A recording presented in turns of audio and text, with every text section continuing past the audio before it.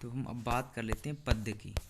पद्य में आपके पहला पद्य से जो पहला पार्ट है पद्य में सूरदास जी का है, और सूरदास जी का जीवन परिचय वेरी इंपॉर्टेंट है। ठीक है, आप इसको याद कर लीजिएगा। और अब हम बात चलते हैं इनके पद्यांशों की संदर्भ सहित व्याख्या, प्रसंग सहित संदर्भ सहित व्याख्या करते हैं। ठीक है, तो पहला पद्यांश आपको दिख रहा है कि चरण कमल बंदो हरिराई, चाकी कृपा पगु गिरी लगें, अंधे को सब कुछ दर्शाई, बहरो सुने गूंगे पुने बोले, रंग चले सिर छात धराई, सूरदास स्वामी करुणा में, बार बार बंदो तेहि पाई। यानी कि ये आपका है कि चरण कमल बंदो हरिराई, जाकी कृपा पगु गिरी लांघे, उधय अंधे को सब कुछ दर्शाई। ठीक है, तो आप यहाँ पर चरण कमल बंदो हरियाई, इसकी हम व्याख्या को आगे बढ़ाते हुए देखते हैं। सबसे पहले आप इसके शब्दों के अर्थों को समझ लीजिए कि अगर आपके शब्दों को अर्थों को पता होगा तो आप इसके बहुत ही अच्छे से इसके संदर्भ शायद व्याख्या इसकी कर सकते हैं। तो ठीक है, पहला आपके चरण का मतलब पैर होते हैं, बंदो मतलब वंदना करना, ठीक है, और करना। और हरिराई, हरिराई किसके लिए कहा गया? भगवान कृष्ण जी के लिए। पगु मीस होता है लंगड़ा, पंगु मीस क्या होता है? लंगड़ा। गिरी मीस पहाड़, लंघे मीस पार करना, और दरसाई, दरसाई मीस क्या है? दिखना। बहिरो मीस बहरा, सुने मीस सुनना, पुण्य मीस फिर से, और रंक मीस गरीब, और धराई मीस धारण करना, और तेही मीस उस। ठीक है, अब इसकी संदर्भ देख लेते हैं। संदर्भ में क्या कहा गया कि प्रस्तुत पद्यांश हम महाकवि सूरदास जी द्वारा रचित सूर सागर काव्य से हमारी पाठ्य पुस्तक हिंदी के खंड काव्य में संकलित पद शीर्षक से लिया गया। देखो ये कितना बेहतरीन, आप इसको ठीक से दिमाग में बैठा लेंगे तो इसको आप पद में बहुत ही अच्छे से इसको क्या कर सकते हैं, इसको लिख सकते हैं पद संदर्भ को। ठीक है, तो समझ में आ रहा है। अब हम इसका प्रसंग ले लेते हैं, कोई प्रसंग सहित व्याख्या। अब आप देख लीजिएगा कि आपसे संदर्भ और व्याख्या, ठीक है, और प्रसंग सभी 1 2 3 4 इस तरह से नंबर में आते हैं। तो प्रसंग में क्या? प्रस्तुत पद में सूर्य जी ने अपने आराध्य श्री कृष्ण के चरणों की वंदना करते हुए अपनी महिमा का अत्यंत सुंदर वर्णन किया है। अब इसकी व्याख्या कर लेते हैं। व्याख्या क्या है? व्याख्या, भगत शिरोमणि सूरदास जी श्री कृष्ण के चरण कमलों की महिमा का वर्णन करते हुए कहते हैं कि हे प्रभु, मैं आपके चरणों की जो कमल के समान कोमल हैं वंदना करता हूँ। उनकी महिमा अपरंपार है, इनकी महिमा अपरंपार है, जिसकी कृपा से लंगड़ा व्यक्ति पर्वतों को लांघ जाता है, अंधे व्यक्ति को सब कुछ दिखाई देने लगता है, बहरे को सुनाई देने लगता है, गूंग बोलने लगता है, और गरीब व्यक्ति राजा बनकर अपने सिर पर छत्र धारण कर लेता है। सूर्य जी कहते हैं कि हे कृपालु और दयालु प्रभु, मैं आपके चरणों की बार बार वंदना करता हूँ। आपकी कृपा से असंभव से संभव कार्य भी संभव हो जाते हैं, अतः ऐसे दयालु कृष्ण के चरणों की मैं बार बार वंदना करता हूँ। अब आप देखिए, जब भी आप गद्यांश को इससे लिखें मोबाइल पास, तो आपकी किताब आपके पास होनी चाहिए, आपका वो पाठ खुला हुआ होना चाहिए जिसका आप गद्यांश यानी पद्यांश सॉरी हाँ पद्यांश का आप क्या कर रहे हैं? व्याख्या कर रहे हैं। ठीक है, तो ये आपकी व्याख्या होगी पद्यांश के पहले भाग। इसका दूसरा है अविगत गति कछु कहना आवे, जो गूंगे मीठे फल को रस अंतर्गत ही भावे, परम स्वाद सब ही सुर निरंतर अमित तो से उपजावे, मनवानी को अगम अगोचर सो जाने जो पावे, रूप रेखे गुण जाति जुगति बिन विरलम्ब कित धावे, सब विधि अगम विचार रही ताते सूर सगुन पल पावे। अब आपसे ये दूसरा पद्यांश इसी पाठ का सूरदास जी का और पद से लिया गया। किसके लिया गया? पद से। इसके भी आप शब्दार्थ लिखते हैं। अवगति मीन्स अज्ञात और निराकार, गति मीन्स होते स्थिति दशा, अंतर्गत मीन्स होता है हृदय में, और परम स्वाद अलौकिक आनंद, अमित मीन्स होता है अत्यधिक, और तोष मीन्स होता है संतोष, अगम मीन्स जहाँ पहुँचाना, और कठिन हो, अगोचर मीन्स इंद्रियों की गति से परे, और निलंब मीन्स बिना किसी आराध्य के आधार के, और धाव मीन्स दौड़े, तातय मीन्स इसलिए, और सगुण मीन्स सगुण ब्रह्म। तो इसकी व्याख्या का संदर्भ साहित्य व्याख्या देखते हैं।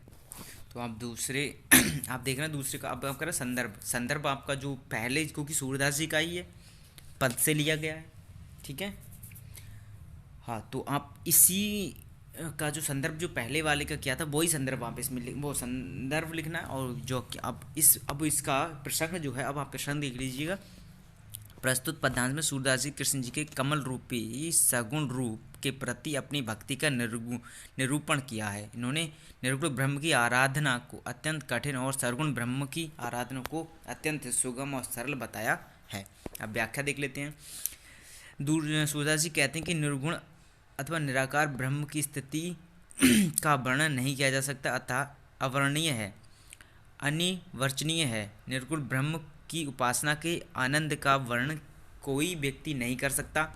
जिस प्रकार गूंगा व्यक्ति मीठे फल का स्वाद अपने हृदय में ही अनुभव करता है, वह उसका शाब्दिक वर्णन नहीं करता। यानी कि गूंगा व्यक्ति बोलकर उसको बता नहीं सकता, सिर्फ अपने हृदय में अपने आप को ही समझ सकता है, वो किसी को बता नहीं सकता। उसी प्रकार निर्गुण ब्रह्म की भक्ति के आनंद के केवल अनुभव किया जा सकता है, उसे मौखिक रूप से बोलकर प्रकट नहीं किया जा सकता। यद्यपि निर्गुण ब्रह्म की प्राप्ति से निरंतर अत्यधिक आनंद प्राप्त होता है और उपासक को अपने असीम संतोष भी प्राप्त होता है, मन और वाणी द्वारा उस ईश्वर तक पहुंचा नहीं जा सकता जो इंद्रियों से परे है। इसलिए उसे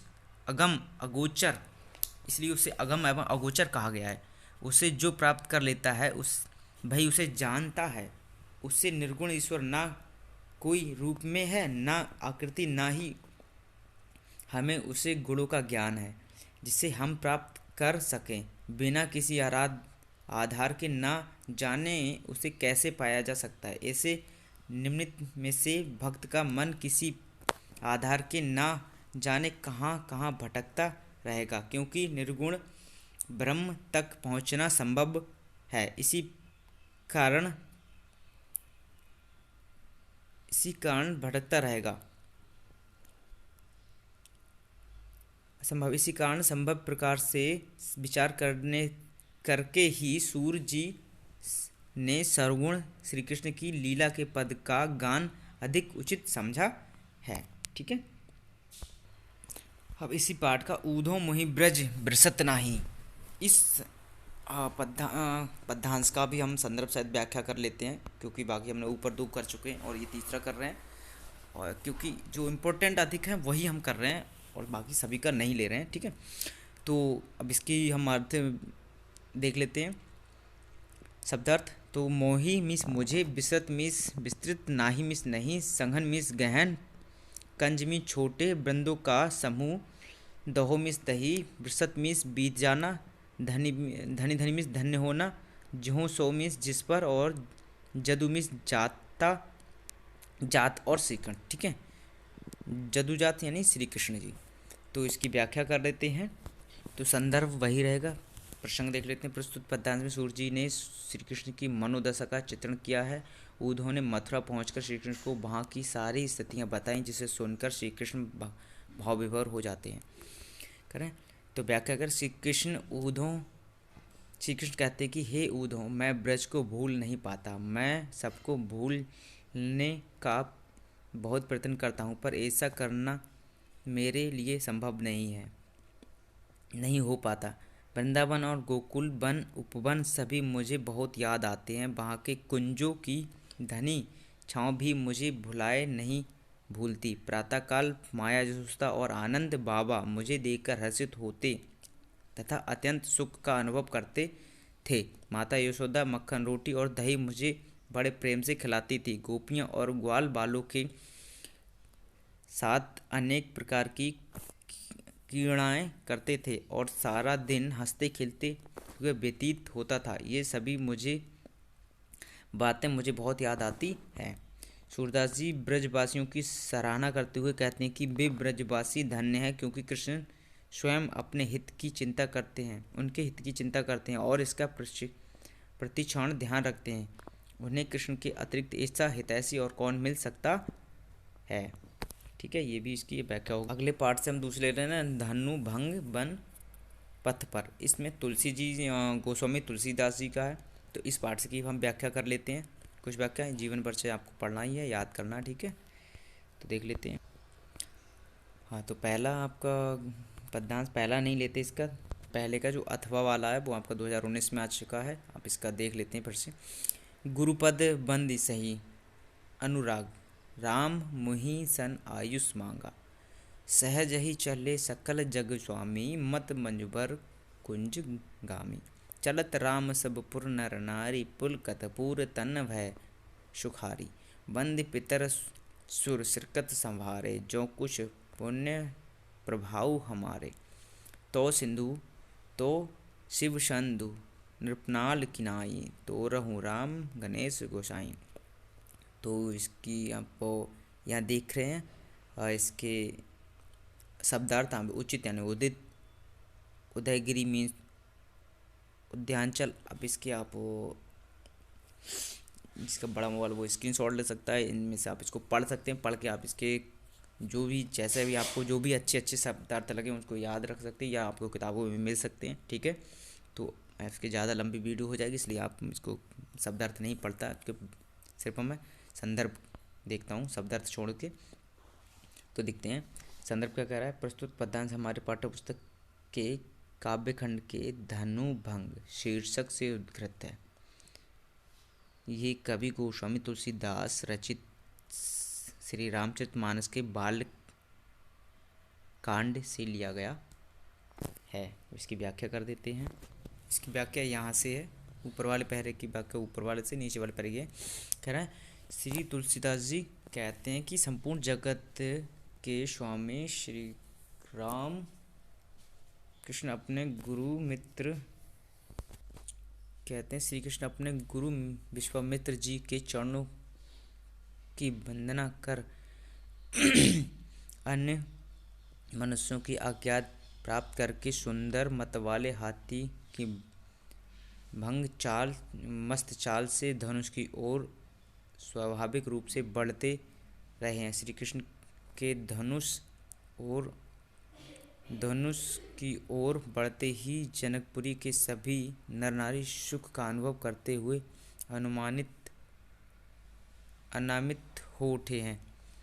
उनसे उनका शरीर रोमांच से भर गया है। जनकपुरी के नर नारी ने अपने पूर्वजों और देवताओं की वंदना कर अपने पुण्यों का स्मरण किया है। यदि हमारे द्वारा किए गए पुण्य का तनिक भी प्रभाव हो तो हे गणेश गोस्वामी, श्री कृष्ण श्री राम इस धनुष विश्व शिव धनुष को कमल की नाल के समान सहज ही उठा डालें।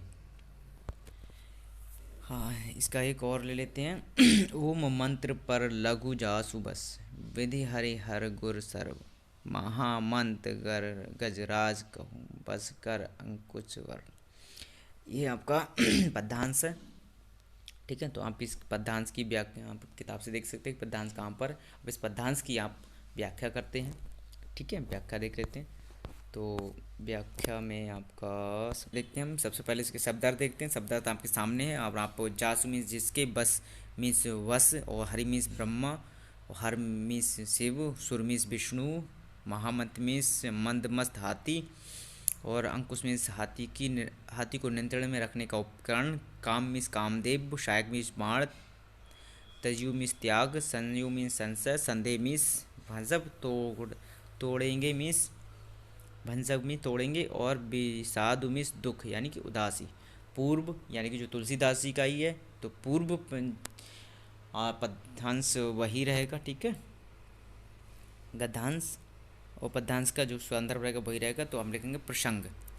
प्रसंग है उपरोक्त दोहा चौपाई में सीता जी की माता की सखी श्री राम की तेजस्विता का वर्णन करते हुए उन अनेक तथ्यों द्वारा उनका संयम दूर करती हैं। सभी सीता जी श्री राम से विवाह के लिए सभी देवताओं से विनती करती हैं। इसी मोहकता का यहाँ वर्णन किया गया है। व्याख्या देख लेते हैं।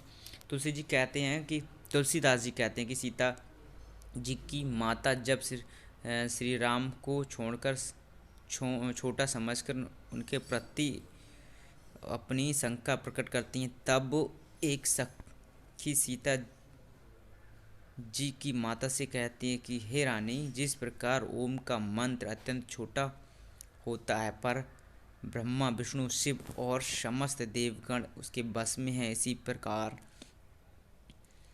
महान मदमस्त हाथी को बस में करने वाला अंकुश भी बहुत छोटा सा होता है। अतः तुम श्री राम को छोटा मत समझो, वह उम्र में छोटे क्यों ना हो, आप उनकी कोमलता पर मत जाओ, वे अवश्य ही धनुष तोड़ देंगे। सीता जी की माता को उसकी सखी श्री राम की वीरता का वर्णन करते हुए कहते हैं कि कामदेव ने फूलों का ही धनुष बाण लेकर सारे संसार को अपने बस में कर रखा है।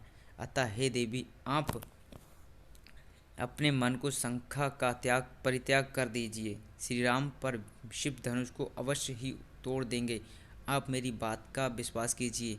अपनी सखी के इस वचन सुनकर रानी को श्री राम की क्षमता पर विश्वास हो गया और उनका दुख उदासी समाप्त हो गई तथा विषाद श्री राम के प्रति स्नेह के रूप में परिवर्तित हो गया। इसी पाठ का एक संदर्भ और ले लेते हैं, और ये सभी संदर्भ वेरी इंपॉर्टेंट है बोर्ड परीक्षा के माध्यम से, ठीक है। तो हाँ, बहुत ही ध्यान से इनको पढ़िएगा और लिखिएगा, ठीक है। वीडियो को रोक रोक कर आप लिख लीजिएगा इनको सबको।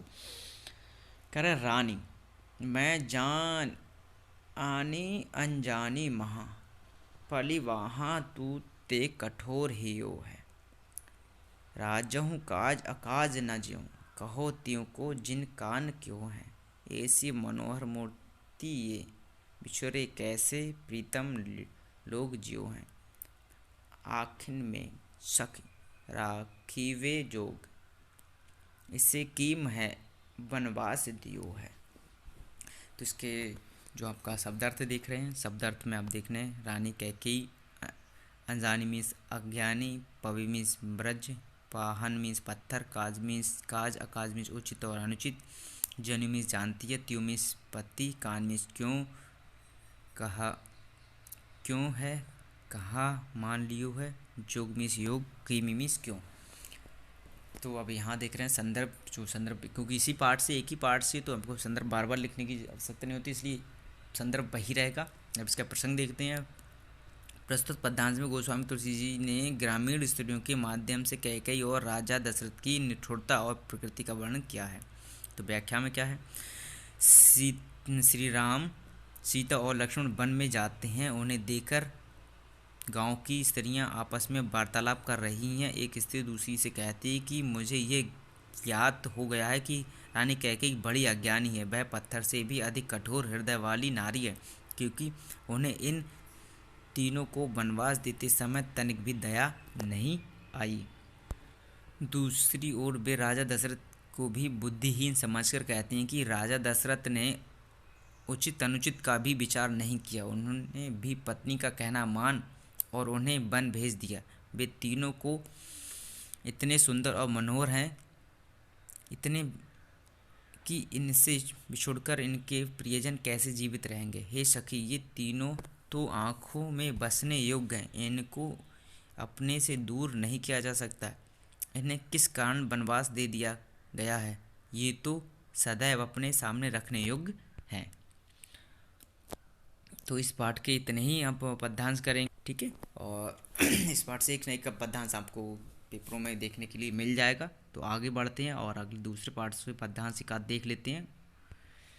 पाठ तीसरा आ जाता है सवैये, सवैये और कवित्व। सभी कवित्व में रसखान जी के सवैये और कवित्व हैं, इनका जीवन परिचय आप याद कर लीजिएगा, ठीक है। तो आइए अब इनके हम देख लेते हैं पद्यांशों के संदर्भ सहित व्याख्या। इसका हम ज़्यादा नहीं करेंगे, इसका एक ही पद्यांश करेंगे। तो जो पहला पद्यांश ही हम कर लेते हैं, क्या मनुष्य हो तो वही रस खाने, बसों ब्रज गोकुल गाँव के वारण। हम इसको पढ़ते नहीं क्योंकि वीडियो लंबी होती जा रही है। तो अब देख लेते हैं इसके शब्दार्थ आप यहाँ लिखे हुए देख रहे हैं। यानी मनुष्य, मानुष मीन्स मनुष्य होता है, गवारन मीन्स ग्वाले होता है, पशु मीन्स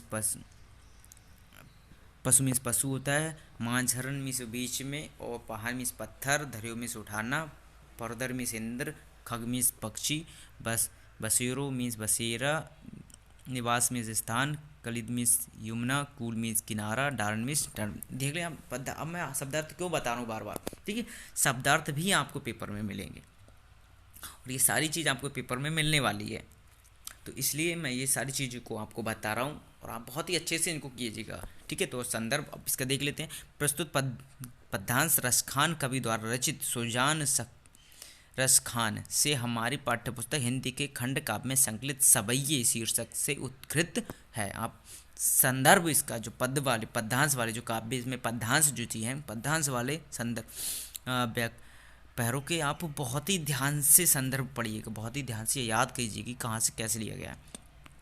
प्रसंग में क्या कहा गया है? प्रस्तुत सवैये में रसखान कवि का श्री कृष्ण और उनसे जुड़ी वस्तुओं के प्रति लगाव प्रकट हुआ है। वे अगले जन्म में श्री कृष्ण का सानिध्य पाना चाहते हैं। वे कृष्ण की निकटता प्राप्त करने की तीव्र कामना व्यक्त करते हैं। आ जाती है व्याख्या कर लेते हैं। व्याख्या: कृष्ण की लीला भूमि ब्रज के प्रति अपना लगाव प्रकट करते हुए कवि रसखान कहते हैं कि हे भगवान, मृत्यु के पश्चात यदि मैं अगला जन्म मनुष्य के रूप में लूँ तो मेरी इच्छा है कि मैं ब्रजभूमि में ग्वालों के बीच में निवास करूं। यदि मैं पशु बनूं तो इनमें मेरा कोई बस नहीं, फिर भी मैं नंदगांव की ग्वालों के बीच रहना चाहता हूं। यदि मैं पत्थर बनूं तो उसी गोवर्धन पर्वत का पत्थर बनना चाहता हूं जिससे आपने यानी श्री कृष्ण अपनी उंगली पर उठाकर इंद्र का घमंड चूर किया था, गोस्वामियों गोकुलवासियों की रक्षा की थी और उन्हें जलमग्न होने से बचाया था। यदि मैं पक्षी बनूं तो उसी कमंद के वृक्ष का मेरा बसेरा हो जो मनुष्य के किनारे हैं, जिसके नीचे श्री कृष्ण रास रचाया करते थे, अर्थात वे हर रूप में अपने आराध्य श्री कृष्ण के ही समीप रहना चाहते हैं, ठीक है। तो यहाँ आपको पद्यांश और गद्यांश के जो संदर्भ, इन्हीं में से एक न एक संदर्भ आपको मिल जाएगा। तो हम वीडियो को यहीं समाप्त करते हैं और वीडियो को रोकते हैं, ठीक है। और आप इनको सही से याद कीजिएगा, रख लीजिएगा, और अगली वीडियो में आपको जो महत्वपूर्ण प्रश्न उत्तर हैं उनसे बना के और लाऊंगा और आप उसको भी याद कीजिएगा।